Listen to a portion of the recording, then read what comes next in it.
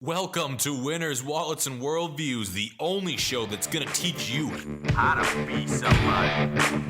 Where in your life did you learn that you're not good enough? Take what you're most passionate about and what you're most fearful of, and what is the plan to overcome that fear, and what is the plan to enact that passion.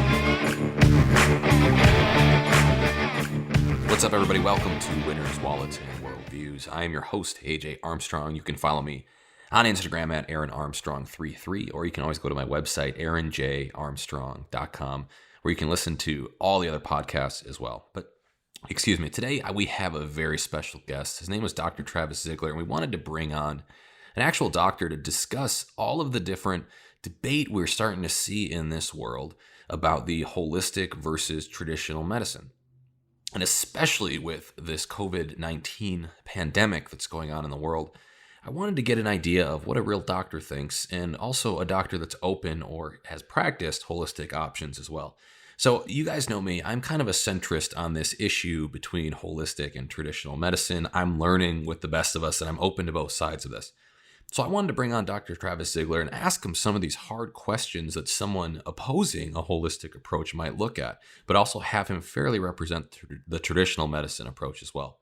So Dr. Travis Zigler has an incredible mission to try to save 1 million people who suffer from dry eyes around the world with his nonprofits and his missions that he does internationally for free, and with his movement called ilovethesun.com. So he's an entrepreneur, a doctor, a holistic expert, and a traditional medicine expert that's going to give us a fair and balanced look at what is the real answer here to chronic disease and issues that people don't necessarily understand. So without any further ado, Dr. Travis Zigler, ladies and gentlemen, welcome to the show. All right, everybody, welcome to Winners, Wallets, and Worldviews. I am your host, AJ Armstrong. You can follow me on Instagram at AaronArmstrong33, or you can go to my website, AaronJArmstrong.com. Today we have an incredible guest. His name is Dr. Travis Zigler. He's an optometrist that travels the world trying to help people find their sight. I mean, it's really an incredible mission, and we're going to hear all about the different adventures that he's gone on today, but we're really excited to have you on. Dr. Travis, thank you for coming on the show. AJ, thanks for having me on. I'm excited to be here, and I've listened to your podcast for a little bit now, and every episode is just, they're long and they're great, and they keep me hooked, so I'm excited to be on here. Hey, well, thank you so much, man. You know what? I wanted to just kind of give the listeners a little bit of an idea of who you are as a person. And I know we were talking just a little bit in the pre-show about some of your mission, and I was researching a lot about the cool things that you're doing in the world as far as really trying to help those in need. But I want to hear a little bit about your upbringing, a little bit about your childhood, what led you into this field of optometry, how you met your wife, and how you kind of got into this kind of an unconventional method of medical practice, if you will. So Let's start with there. So I had a pretty typical upbringing in a middle-class family, growing up in a small town in Ohio called Bryan, Ohio. And my parents were supportive of pretty much anything I did.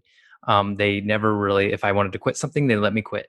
If I wanted to do something, they'd let me do it. And so they kind of had this relaxed. It could be because I'm the third child, and I was an accident. So I was like 7 years behind my older brother and sister. So they got to go through the ropes.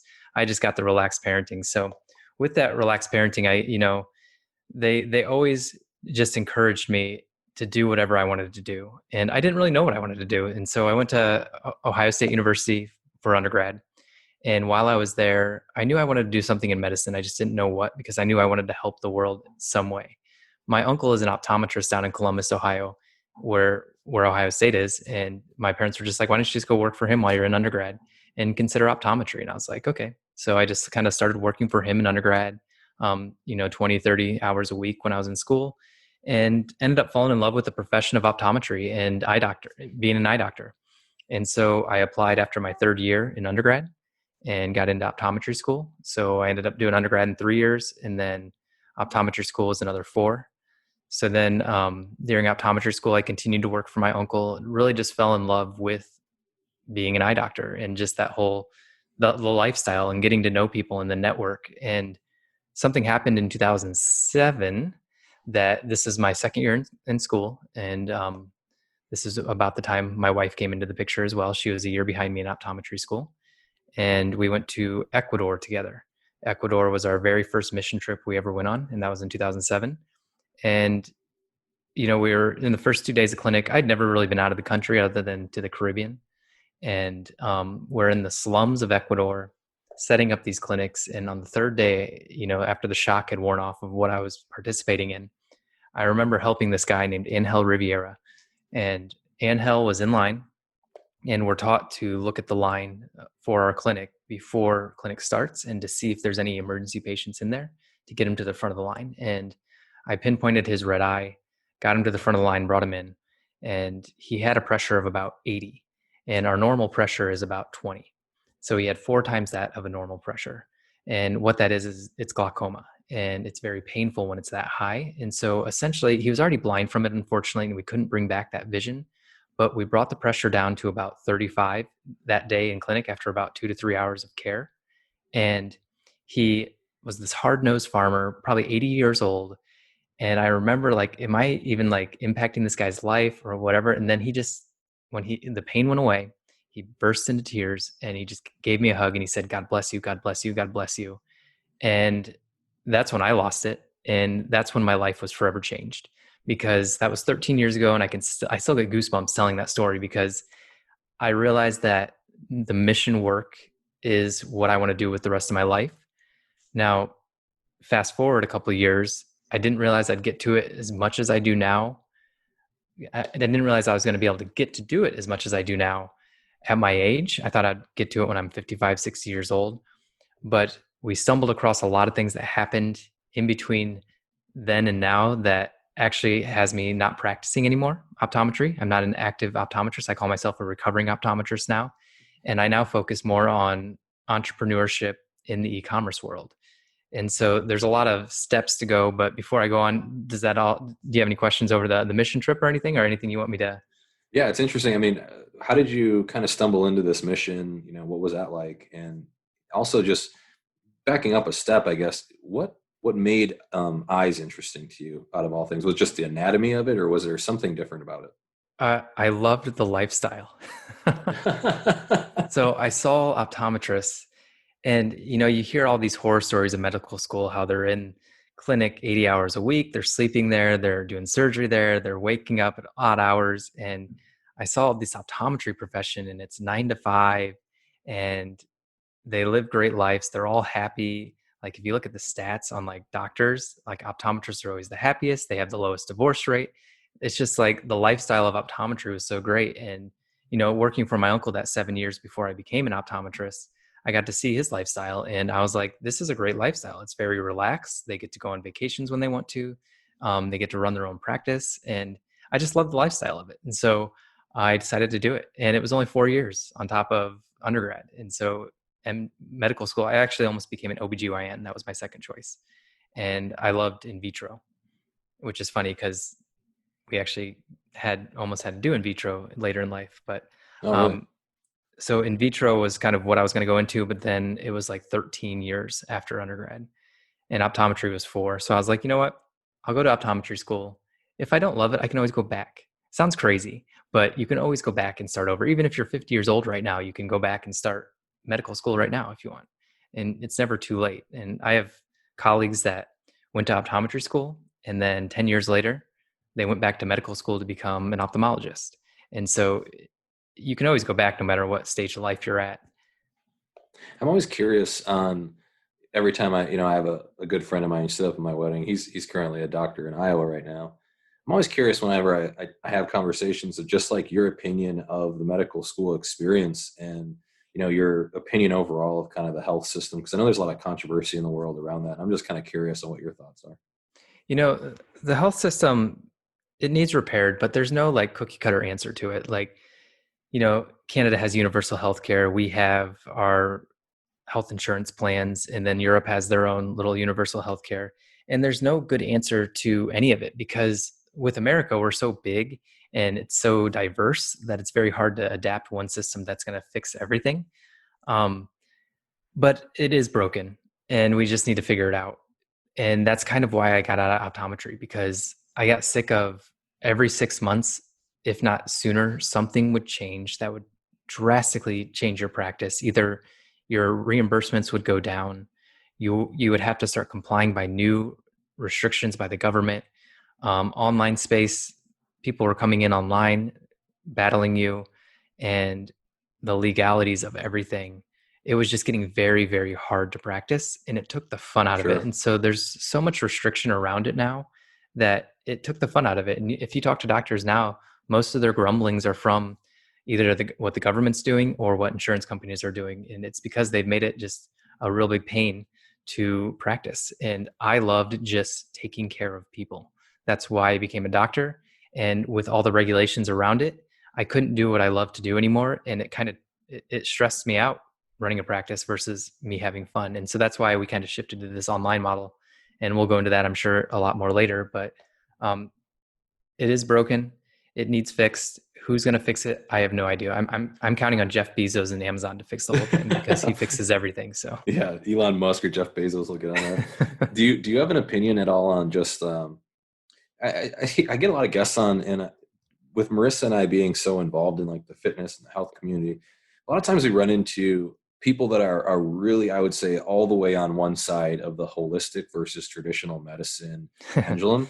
And to me, I guess it just, you got to look at every scenario differently on what you're doing. I'm not a doctor and I don't claim to be. I'm just kind of curious, what are your thoughts on that whole debate that you see in the medical industry, I guess, about like these whole holistic people, and then the medical traditional medicine and that kind of thing? So AJ, I feel like I am the perfect person to answer that question for you because I am a doctor and I was trained in Western medicine. I practiced for, let's see, what is it? I stopped practicing in 2018. So I practiced Western medicine, style medicine for 8 years, from 2010 to 2018. Let's back up my story a little bit and kind of go into that. So, and then it will make sense in the end, I promise. Sure, let's go. So in 2010, I graduated optometry school, and my wife graduated in 2011, and we started working for my uncle as optometrists. And so it was Dr. Zigler, Zigler, Zigler, and Zigler. There's 4 of us there. And we practiced there for about 5 years, and there was just something missing. I just felt this itch to do my own thing.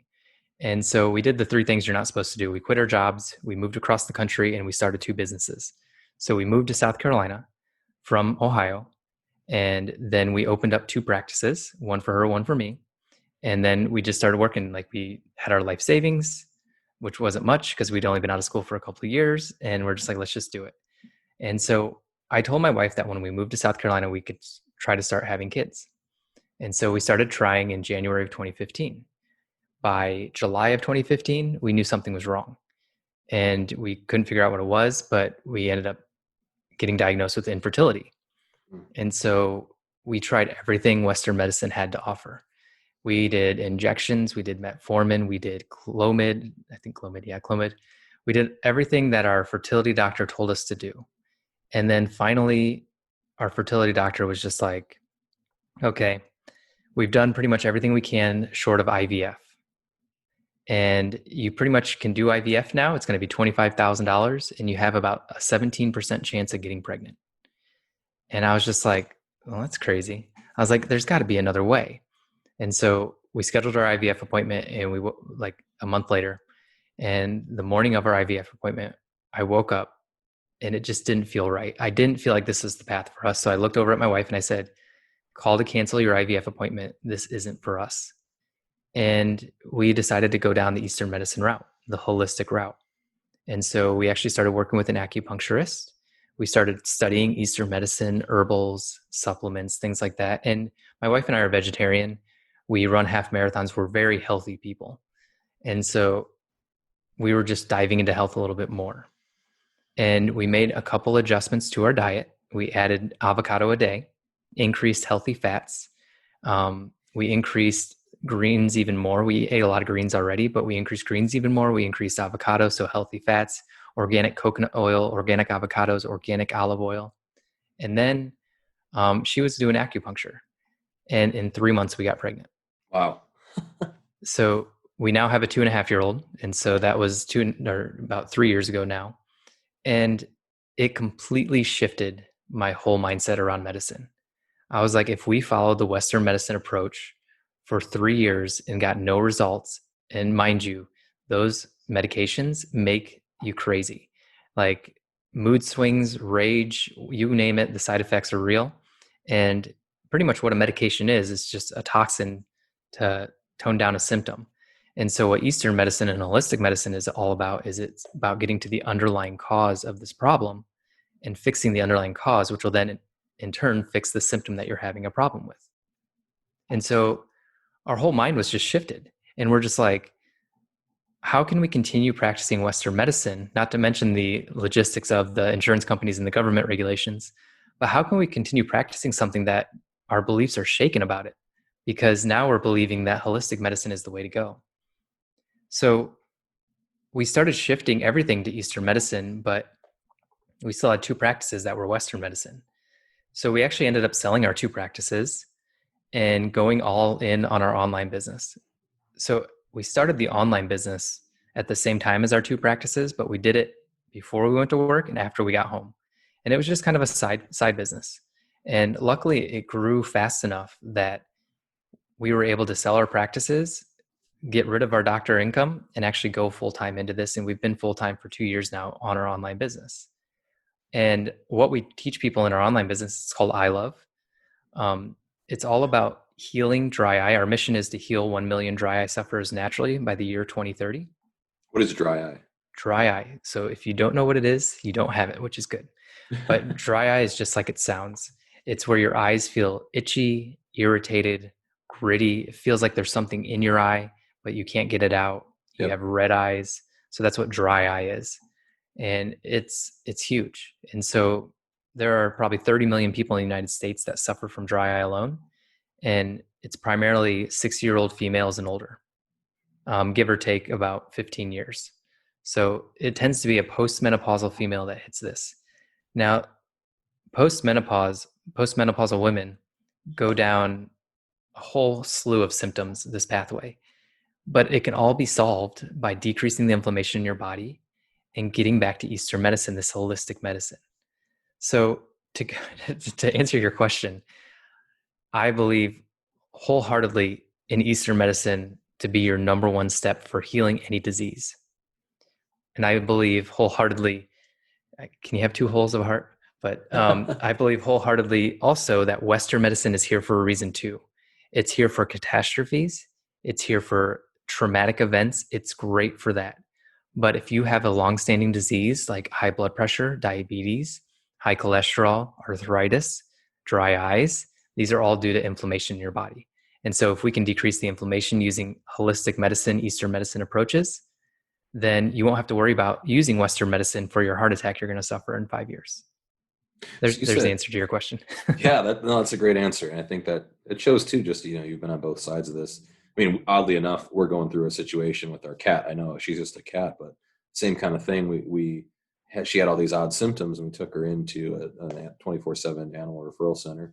They give us the typical protocol with some kind of mysterious disease that nobody understands.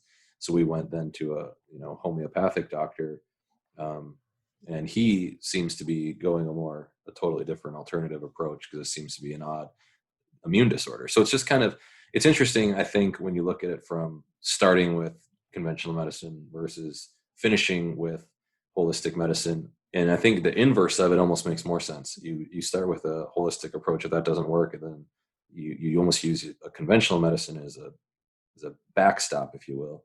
My question, you mentioned that you said you think almost all diseases could have potential cure or treatment due to holistic medicine. Do you still think that's true, or do you think that we're just the diseases that we haven't figured out yet? There is some holistic cure out there. We're just not quite sure how to systematically attack it, or what are your thoughts on that? Yeah, that's a great question. So I'm going to say 95% of disease is caused from inflammation. The other 5% can be other things as well. And so there are diseases out there that people are suffering from that, we unfortunately don't have any Western medicine, and Eastern medicine may help with their symptoms, but it's not going to get rid of the disease. So there are diseases out there. So I wanted to address that. And I just completely blanked on the question because I had to say that disclaimer first. Oh, just if all the diseases had the same. Oh yeah. So this is what I wanted to say.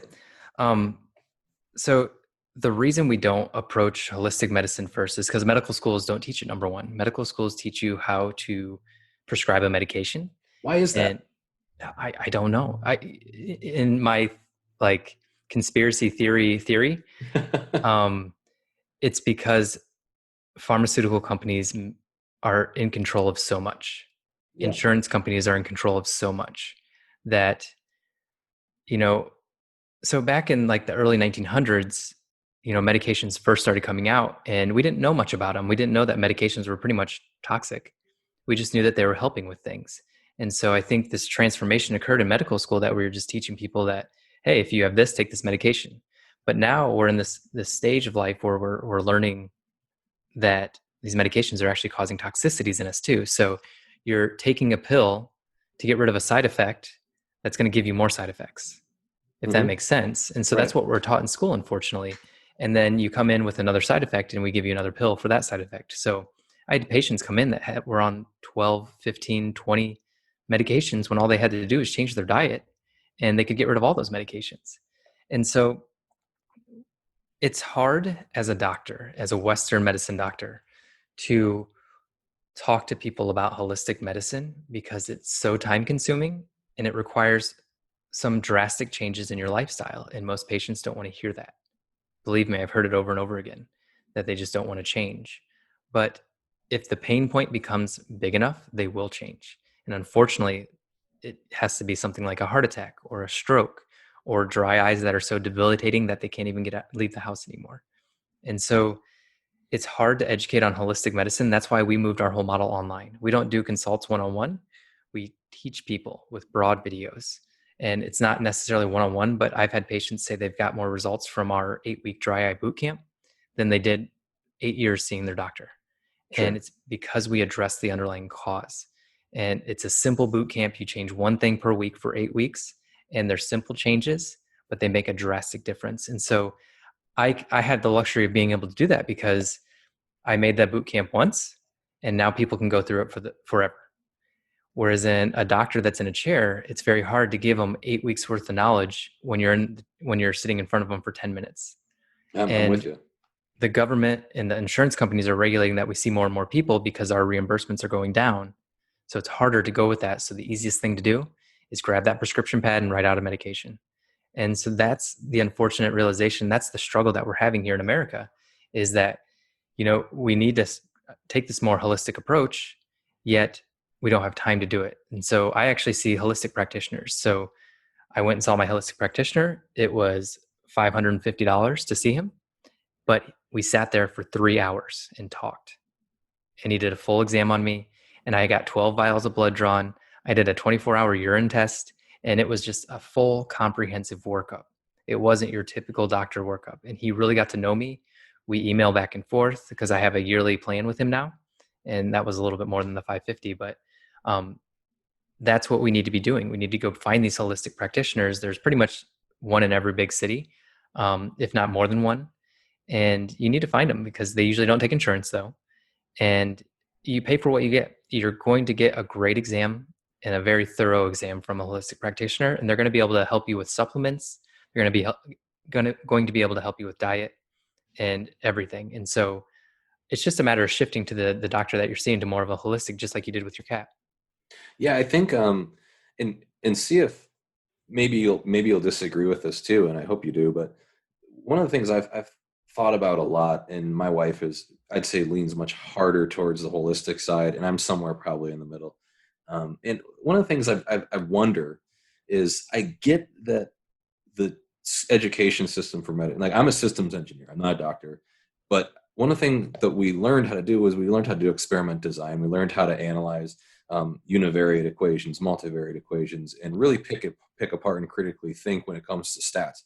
And one thing I do notice a lot is that a lot of studies that come out, especially it seems like in the medical world, they're going to be, when you're looking at a drug, you're probably trying to pinpoint some kind of univariate symptom that you're addressing. And it's very easy to analyze and find a result because of that, which is probably why a majority of the world wants to get behind that kind of a study, because it's very objective as far as what the study looks like. There's some kind of, this is what happened, we treated it, here's the result, boom, and people can get behind a result. I think one of my biggest problems, and maybe you have some reason to disagree with this, I feel like when it comes to the holistic side, I'm not seeing a consensus around results, if you will. I hear a lot of anecdotal things. I hear a lot of holistic practitioners that have stories and testimonials and reviews. But when it comes to studies, it seems like a lot of this stuff is, I'd say on both sides of it, just rubbish, and I wonder, how do we find truth in this without seeing some of those results firsthand? What are your thoughts? Yeah, so there's like official ways to do studies, and studies cost hundreds of thousands of dollars, if not millions of dollars, especially like FDA clinical trials that the pharmaceutical companies have to go through.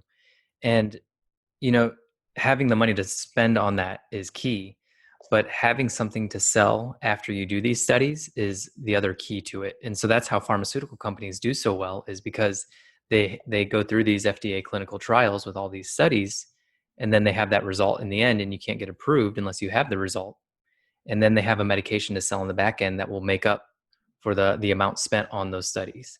Now, me being a holistic practitioner more, and me trying to teach you how to drink a green smoothie, I don't really have anything to sell on the back end that's going to help me reimburse the study, if that makes sense. Yeah.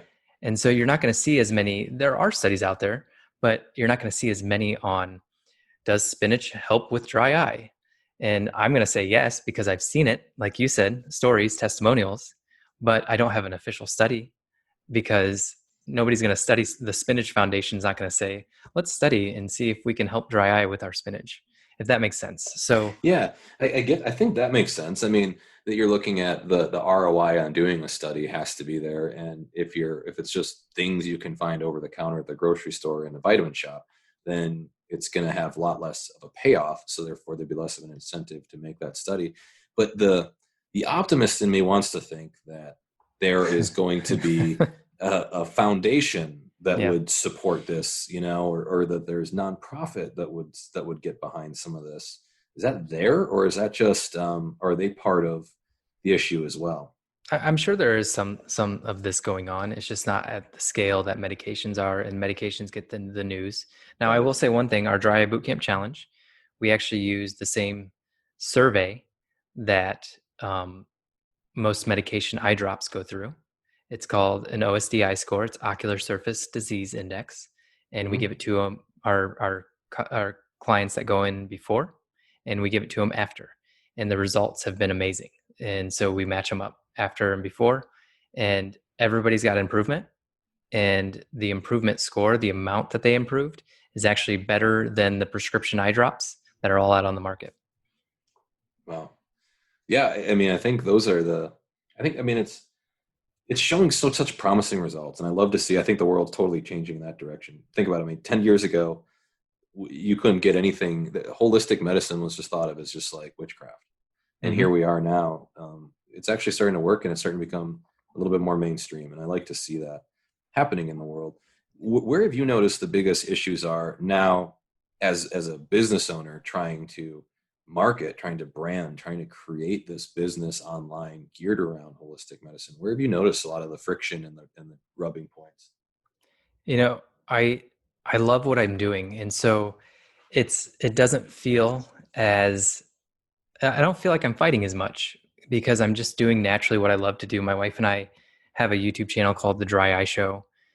We have a podcast called The Dry Eye Show, and we just love educating and serving other people. And so I don't get that friction as much. The friction actually comes from the pharmaceutical companies. Really? They actually don't like us. Like you We were guys personally, or just in general? Oh, they don't like us personally. We Oh, wow. because we're pretty much telling our customers that their products are rubbish. And I heard you use that word earlier, so I wanted to throw it in somehow. Yeah. And it's a We're good word. British now. Yeah, I Rubbish. know.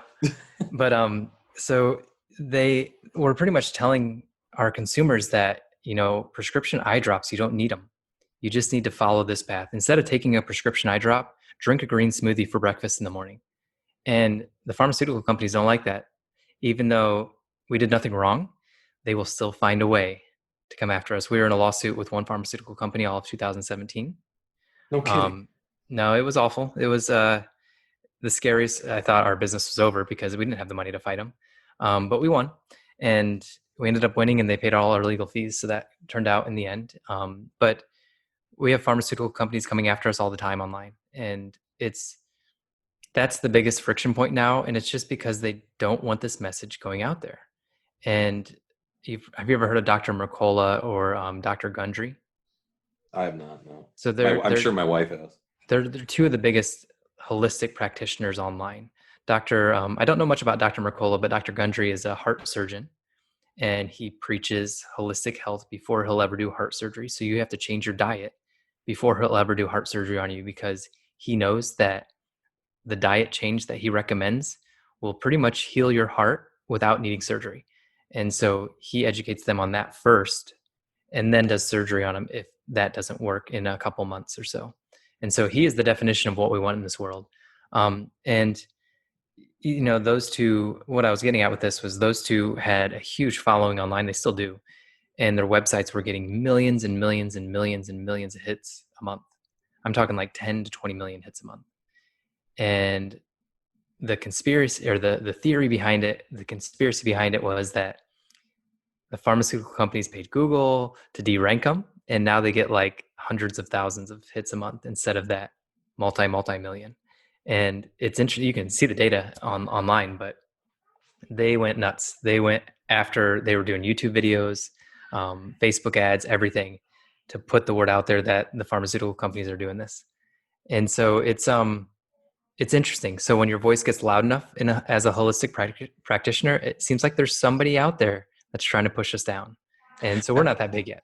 Yeah, no, that kind of confirms some things. I mean, my wife being so into the whole holistic side, you hear a lot of these stories, and me being a little bit of a skeptic, I guess I kind of dismiss that there are conspiracy theories. So it's really interesting to hear you say that a pharmaceutical would attack you guys, a small business, go that hard.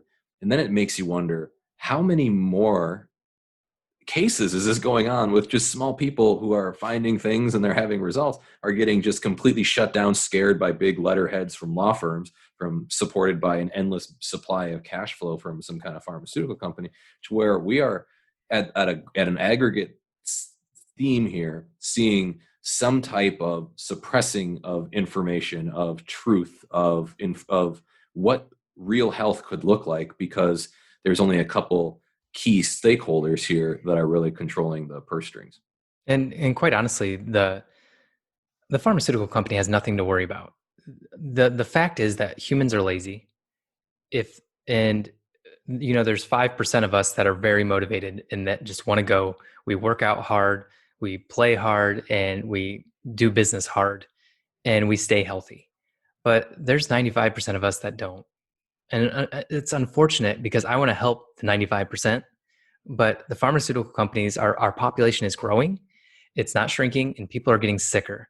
And so they're not going anywhere. So they don't really have to worry about us. But the unfortunate realization is that they make so much money, billions of dollars per year, that they can hire law firms inside their company, that that law firm's responsible for is going after the little guys. Yeah. I mean, it is interesting. I think that because I'm a centrist on this kind of debate, if you will, it seems that I get attacked the hardest by both sides.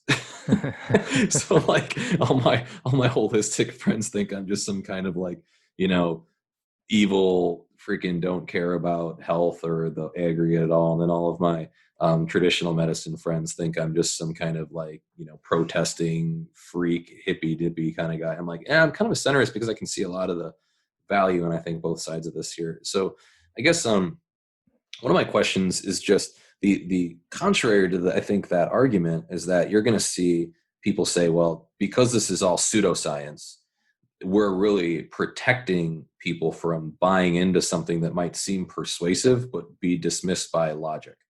What is your response to that?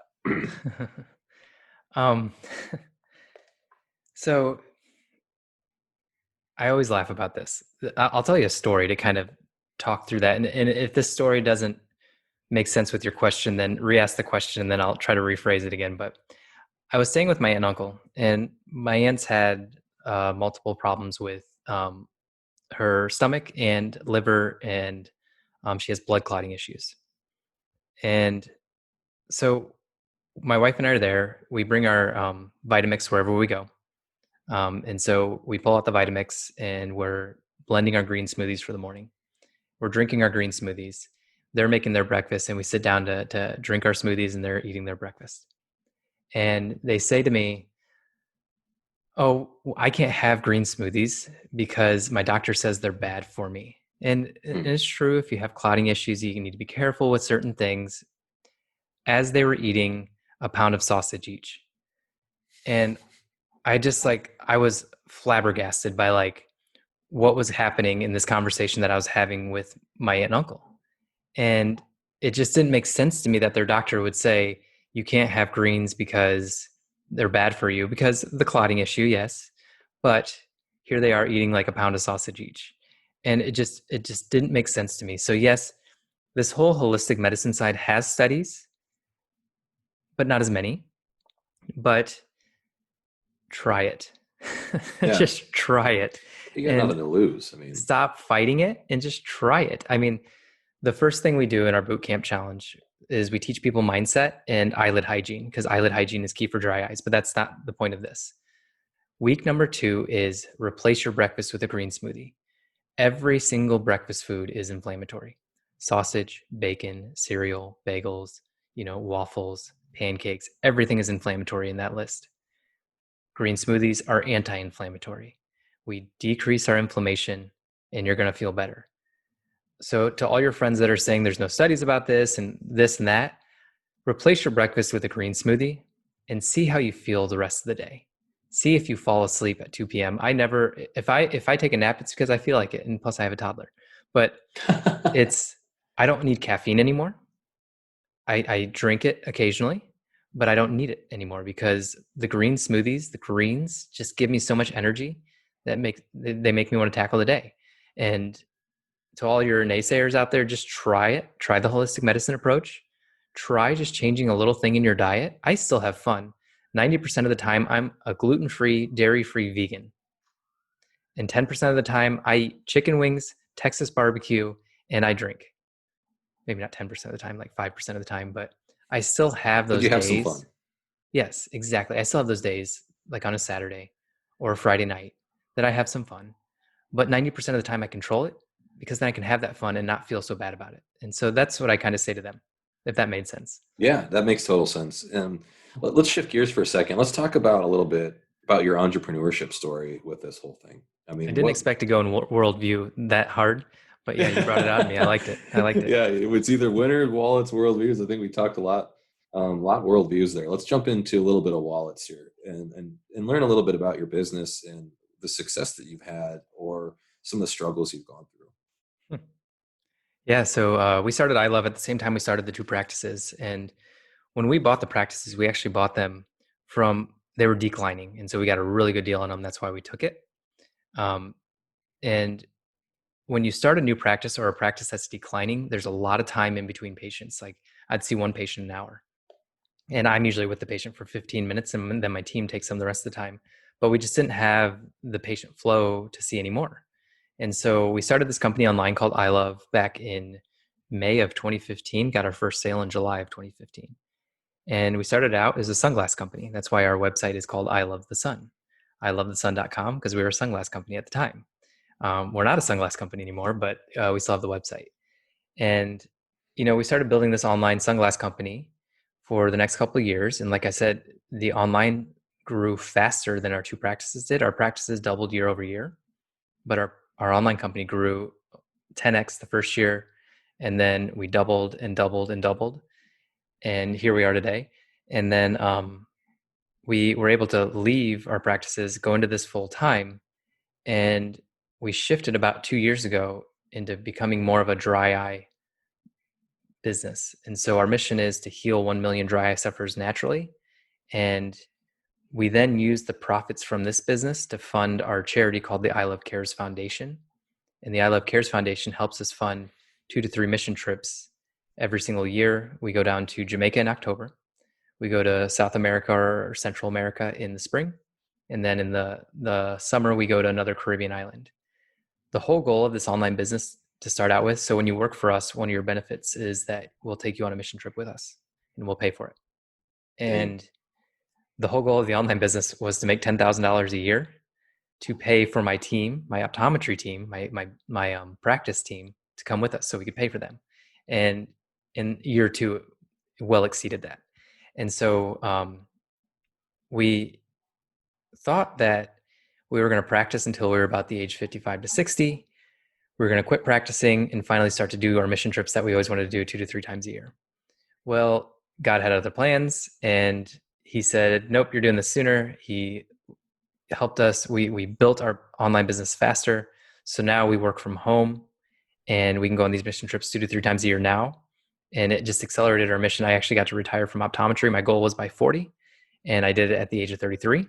And so I was Look at that. yeah, thank you. And it's funny. I went through 10 financial advisors until I found one that didn't laugh at me. And I know how that goes. and the one that didn't laugh at me is the one I stuck with. And, here we are. And we're not financially free by any means. We don't have passive income, but it's all active income still. But it's helped us grow our business to the point that we have the freedom that we are free, or we have the freedom that we can be free. We get to do what we want. And so with I Love being so successful, we had people starting to come to us. And this is kind of a side note. We had people come to us and ask us if we would run their Amazon side, because our business is based on Amazon. We're mostly Amazon, but we're also on Shopify, which is a website platform that you can check people out on. And they asked us to manage their Amazon. And so then my best man in my wedding, my best friend from college, we started an agency together and we managed people's Amazon for them. And that's now grown, and we have a couple employees in that too. And so we have these two businesses. I'm the CEO of both of them. I do strategy in both of them, but I'm not in the day-to-day of both of them. And so with I Love, my wife and I focus on doing videos and content. And I do the overall strategy. My wife is the COO. She does the day-to-day operations. And then with our Amazon PPC agency, it's me as strategy. My best friend is the day-to-day. And then he has some people under him as well. So it's been pretty amazing. It's something that all funnels back to the foundation, and the foundation is pretty much what we do everything with. We've been able to provide scholarships for students that align with our mission, but most importantly, there's 1 billion people, billion with a B, that are blind due to lack of glasses in this world. And Really? the foundation is trying to solve that. And it's a crazy stat, and it's only getting worse.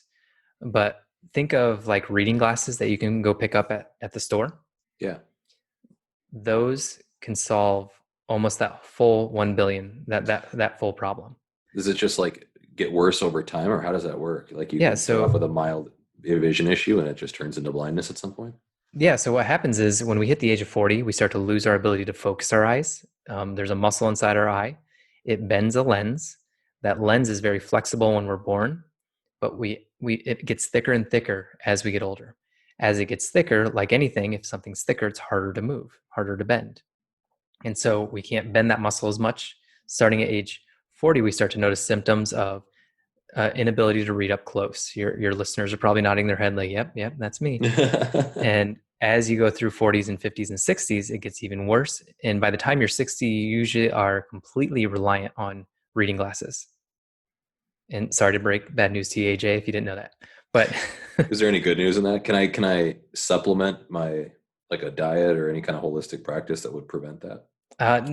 No. So this is something that is natural and it does happen. But by the time we're 60, I'm guessing you're close to my age. Actually, no, you're in your 20s, correct? I'm 28. Yeah. 28. So you're a little younger than me. So by the time you get to that point, there's going to be something brand new because something's coming out all the time. But so these people in third world countries don't have access to education. They don't have access to eye exams, glasses, sunglasses, or anything like that. So when they hit their 40s and 50s, they start to lose their ability to see up close. Now, if you're a fisherman, you can no longer line your hook. And so you lose your job and you become a beggar. And people that like to read, they can no longer read. And so the blindness that's occurring is just mostly reading blindness, like you can't see up close anymore, but that's people's livelihoods. Now we're working on the computers more than ever. And this livelihood that they're losing can all be fixed with a pair of reading glasses. And so our goal with the foundation right now is we do these mission trips where we go down and we'll see 2,000 to 3,000 people, give them give an eye exam, give sunglasses, give glasses, and then we leave, unfortunately. So there's no sustainability there. So what we're trying to do with the foundation is, and this is already being done over in the Fiji, New Zealand area. There's thousands of islands over there. And what they've done is they've created a central hub or a school, and they train people not to become optometrists or eye doctors, but opticians, and they train them to be able to fit reading glasses. And so then these trained opticians go back to their island of 1 to 2,000 people, and they can screen everybody on that island and fit reading glasses for some, and some that can't be corrected, they then send them to the main hub to be looked at and thoroughly evaluated. And so our goal is to create this school down in the Caribbean, probably Jamaica, but probably for ease, we'll probably do Puerto Rico because it's still the US. We'll form that school there, and then we'll train opticians to go out to the different islands, to Cuba, Jamaica, Haiti, Dominican Republic, and fit these glasses. And then if they can't correct the problem, they send them to us, and then we either fit them with different glasses, surgery, do whatever we need to do. So that's kind of the end goal. It's a very ambitious goal, but if anything in life, the last 5 years has taught me that pretty much anything is possible. I've seen friends that I've literally sat beside, and they were doing $100,000 a year in business, sell their business 4 years later for 100 million. And so I've seen it happen right in front of me. You need finances to do it, and I believe that we'll get to our goal eventually. If it happens, in 5 years or 25 years, I don't care. But that's kind of the goal, is to build that school, and that's my why, and that's kind of our end goal, is that skill school, and we call it the bike spoke model. You send out different opticians, and they send you back things that you can help with. So that's kind of our goal. How far off you think it is from kind of being at that vision? Oh man. Right now it's so hard to think about because it is so far away. But the goal right now is to help the million dry eye sufferers naturally by 2030. And if we can get to that our business would be about $100 million company. And when you have $100 million company, that spits off enough profit that you could probably fund the foundation and the schooling and everything. So it's not far-fetched to say that the plans will start within the next 10 years, but the full capability of it probably within the next 30 years. Okay. Do you think, is this affiliated with any kind of like ministry or part of your faith at all? Or is it just something you guys want to do to just kind of make the world a better place? It's both. I believe that you're put on this earth for a reason, and the reason is service. And most people that are unhappy just aren't serving enough. And so if you're unhappy in this world, then just go find somebody to serve, and you'll start to become happy again. And don't look for happiness, look for service, and happiness will follow it. And is this faith-based? My wife and I are both we're Christian, and we always, whenever we go over to another island, it's always affiliated with a church. We always end up setting up our clinics in a church, but the organization itself is not religious. We just end up going through religious affiliations like churches because their goal is to serve, and so that's our goal. And so it's just the synergy is there. But yeah, it's not religious in any way. But my wife and I are both religious, and we meet with churches, so I guess it is religious. Yeah. I'm just trying to get an idea, because I mean, I think like my faith inspires a lot of things I do. I'm always working on stuff, but it definitely makes your pursuit and your purpose, your motives, a lot different. And I think it's humbling to make sure that you're recognizing that we are here to serve, and that our actions are supposed to reflect that. And I think that's really helpful. So it just gives me an idea of a little bit more about this mission that you have, and this vision that you're trying to push forward. I think it's really incredible. Thank I you. guess a couple final questions for you, as we kind of start winding down the show a little bit here. But I mean, what advice would you give? I want to ask you, just because you're a doctor, and actually let's jump into this in a second, because we have to talk about it. What is your thoughts with all this COVID-19 stuff? What path do you want to go down? we got time. It's long form, A viral pandemic, it's just a matter of time before it happens to us. You can think of, the plague that happened 100 years ago, and it wiped out pretty much 10% of the planet. And that can happen anytime, and it's going to happen sometime. And so is COVID it? I have no idea. COVID is very deadly, but it's deadly when you have a comorbidity. So if you have a disease already in place and you get COVID, you're more likely to die than somebody that's healthy like you or I. And so Right. somebody that's had a stroke, somebody that's had a heart attack, somebody that has high blood pressure or diabetes that's out of control, their body, their immune system can't fight something like the COVID-19 virus. And that's just life. I mean, the influenza virus kills people too because of comorbidities. They have something else going on that ends up killing them from influenza. You can think of HIV and AIDS. AIDS doesn't kill you. AIDS takes down your immune system, so something else kills you, like the common cold. And so that's what COVID is doing to people. If you do die from COVID, it's usually because I think it's like 95% of people that die from COVID, they have a comorbidity in place. And so is it real? It's very real. And the measures that we're taking, is it necessary? Yes and no. Yes, because if a pandemic were to take hold of the world, we'd probably lose close to 100 million people, if not more.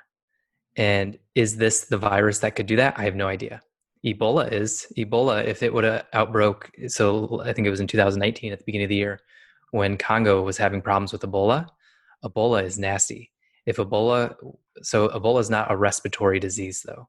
And so a respiratory illness means that if you sneeze, you cough, you do anything, it's in the air, anybody can get it. So it spreads very quickly. So if somebody walks into a room with 30 people, everybody in that room is going to probably have it. Whereas in Ebola, you actually have to touch the person. It's usually contracted through like sweat, skin to skin contact, tears, things like that. And Ebola is nasty. And if it were to become a pandemic, it would be ugly. But we can control Ebola faster because it's not an airborne illness. Does that make sense? Yeah. Yeah, that makes perfect sense. And so with this, like, it is very real, but the news is causing more fear than helping. And I'll give you a story today. I was hiking with my son. I have a rucksack for my son, and I had him on my back, and we were running on the trails around my house. I live in the hills of Texas. And I was on the sidewalk and he wanted to get out and walk. So I said, okay, we were about done with our run. I put the rucksack down and I took him out, and these two people were walking down the sidewalk because we were on the sidewalk at this point. They stopped in their tracks and they like fumbled and like panicked because I was standing there and they were like 6 feet away from me. And they literally like kind of rushed off backwards a little bit. And then they walked like in this massive 10 feet semicircle around me just to like not get too close to me. And that's the fear taking hold. And there's so much fear in this world right now that be aware, yes, but we're still humans. Like say hi, say, how are you doing? Say good morning. I say good morning to everybody I see. Don't fear everybody. Don't ignore people just because there's a respiratory illness. Like I see people with masks on and we're hiking a trail that there's nobody within, miles. And it's just me and this other person, they have a mask on because they think it's in the air, and it's not in the air. It has to be like, you have to interact with somebody that has it. And so there's too much fear in the world right now because of COVID, because of the news, but that doesn't mean that you should not be educated. So be educated, but don't forget about humanity. And humanity is going to rule over all. Remember to be nice to people. One more story about this. Yeah, keep going. This is good. My friend was in line yesterday or 2 days ago, and she was at like Dollar General, and she was checking out. And there's the 6 foot line, and there's this 95-year-old woman, and she dropped everything she had in her hands. And a lady behind her looked at her and said, "I'm sorry, I would help you, but And my friend was just like, "Are you serious?" And so my friend's like, she was checking out. So she's like, "Can you hold on just 1 second?" And my friend went and helped her up, like helped her pick everything up and gave it back to her. And so don't forget about humanity. It's like, yes, you may get COVID, but you shouldn't be out in public if you're that worried about it. You still need to help people out. You still need to care for other people.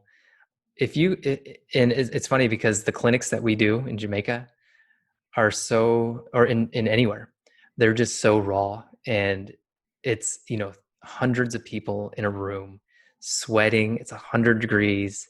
And it's just, I mean, I wear gloves, but people are coughing. There's red eyes. There's virus infections. There's so much going on in this clinic.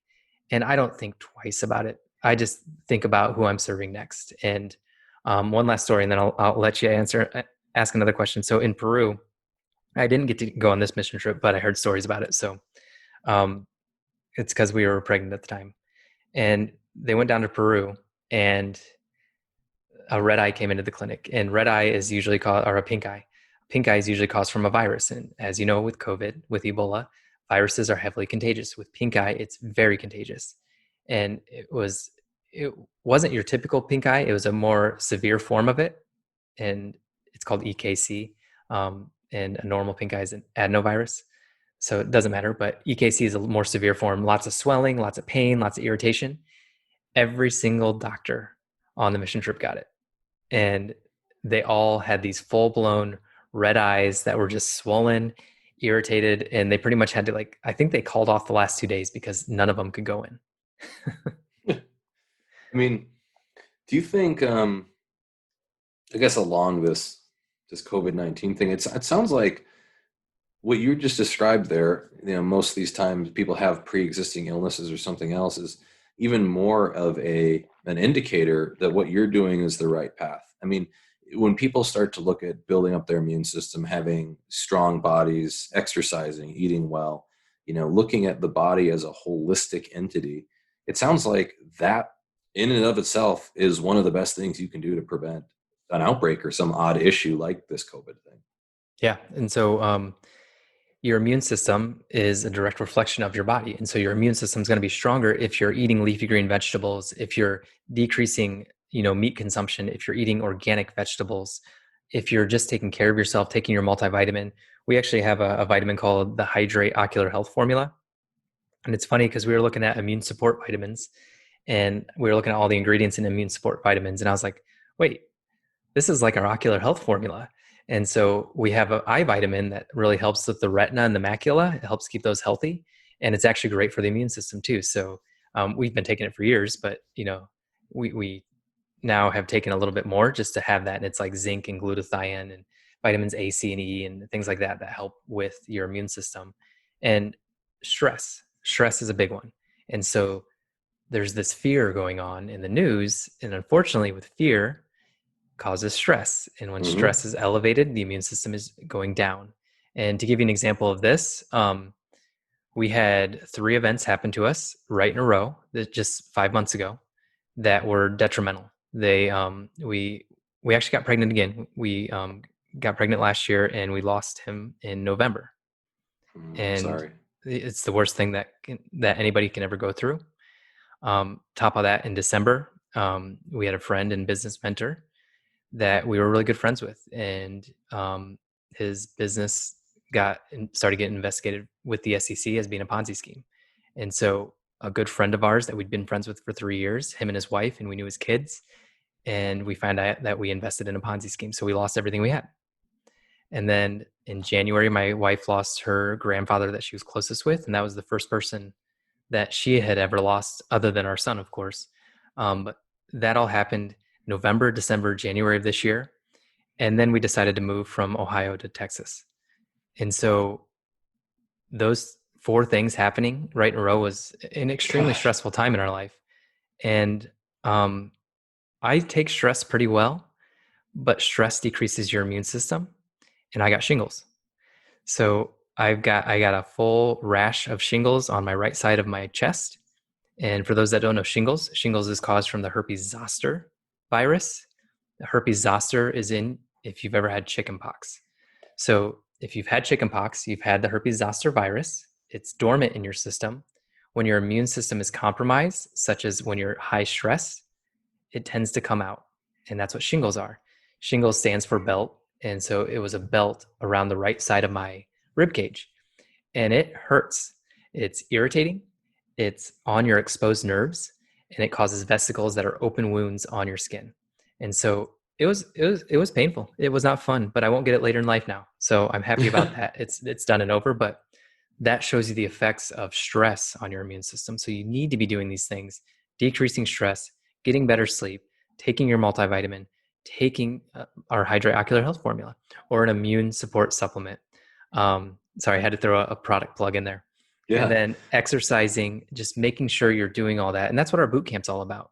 It's all about decreasing stress, sleep, helping sleep, food, and everything. So, yeah. So is that a little sample of what people would get if they go through your boot camp? Can you just explain the boot camp and I think how that will help people build their immune system, especially during this pandemic, this nonsense that's going on out in the world? The best thing you can do is improve your immune system. So what could your boot camp offer people if they want to get involved? So our boot camp's free, so anybody can go through it. But Okay. it's you can go to Dry Eye Boot Camp Challenge, Dry Eye like EYE, Dry Eye Bootcamp Challenge.com. You put your email address in there, you get a challenge every Sunday. It goes on for 8 weeks. We have a bonus week 9. So week 1 is all about eyelid hygiene and mindset. If you don't have dry eyes, you don't have to worry about the eyelid hygiene part, but mindset part's a good part. And then week 2 is replacing your breakfast with a green smoothie. Week 3 is hydration. Week 4 is foods to avoid, which is another big part. We don't try to take anything out until week 4 because taking things out is a lot harder than putting something in. So when we put the green smoothie in, we're just replacing something, which is a lot easier for people to do. And then week 4, we talk about all the bad in food and how to avoid it. And then week 5 is, I believe, sleep, how to get better sleep. There's a lot of hacks you can do. Week 6, I think we're on, is stress. And so how to decrease stress, because as you know from my shingles story, stress sucks and it will cause you a lot of pain. And then the last week is exercise, and I'm missing 1 week in there.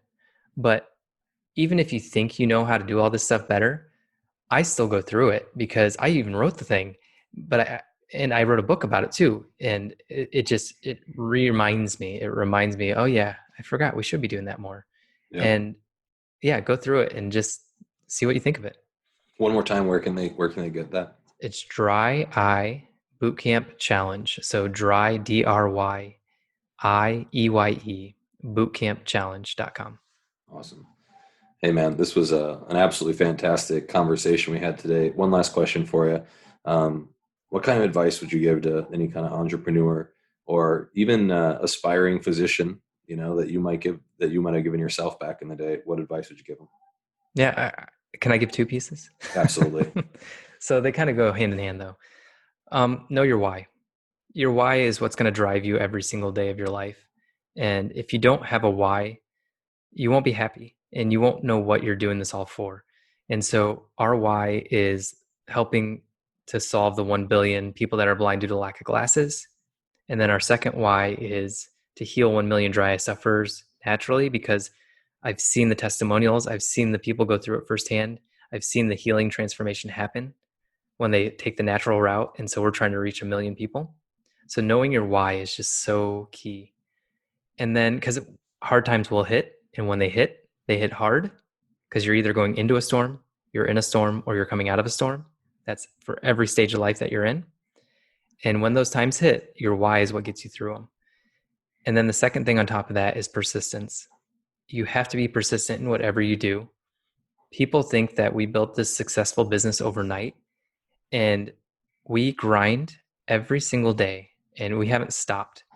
And we know that if we just keep going one day at a time, then you can pretty much do anything. And that's if you want to grow a YouTube channel, if you want to grow a blog, if you want to grow a business, if you want to grow your income, if you work on educating yourself, doing something every day to focus on that why, you will hit it eventually. And that's the cool part, is the persistence to keep going. So every day, wake up.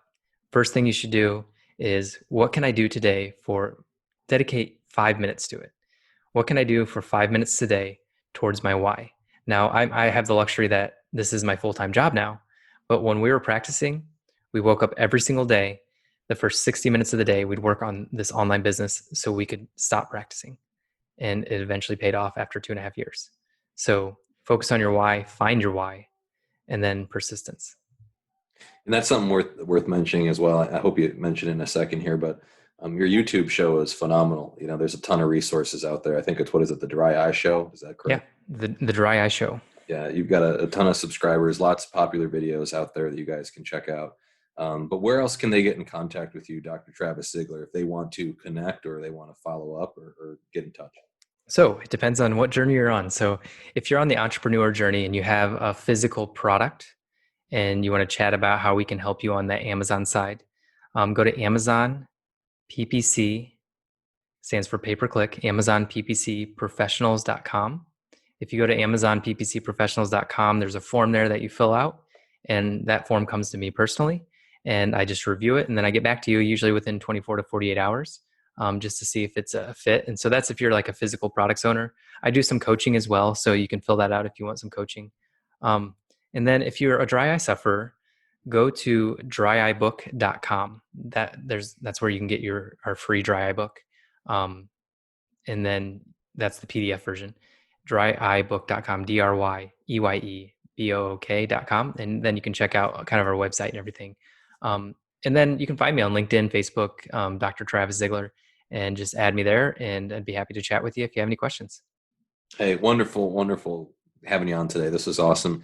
Answered a lot of questions I had just about, as I'm trying to put the world together too, one step at a time, Yeah. figuring out, pursuing truth. It's always really helpful to have experts like yourself who are, medical experts in the Western method and the holistic method, as well as someone that has a little bit of an entrepreneurial flavor to it. And that's unusual to find. I think that's why we're excited to get you on the show and share all this awesome insight with our listeners.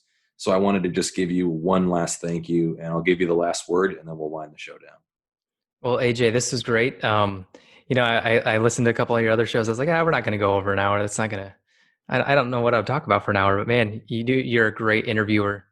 And I loved how you just kind of pulled everything out. And so keep up this great work that you're doing on this podcast. And if I can help you in any way, let me know how I can do that.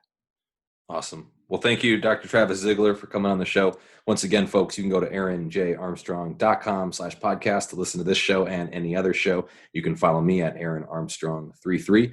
Thank you so much. Be somebody.